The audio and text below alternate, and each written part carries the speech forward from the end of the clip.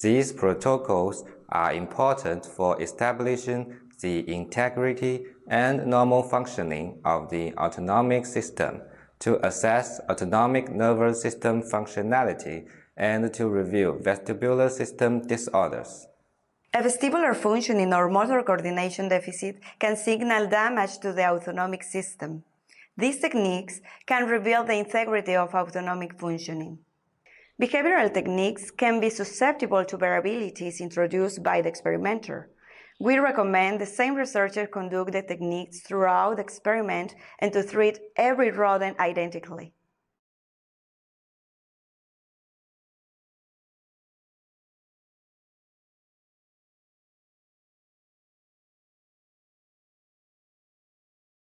For elevator vertical motion analysis, place up to 4 2-month-old 200 to 250 gram rats in a 22.5 by 26 by 20 centimeter plexiglass box and securely fasten the box.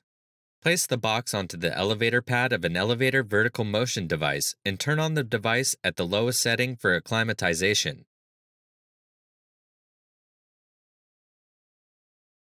Next, set the amplitude to 22 centimeters up and 22 centimeters down from neutral and start the device with an initial cycle period at 2,500 milliseconds for 5 minutes, 2,000 milliseconds for 5 minutes, and 1,500 milliseconds for 5 minutes.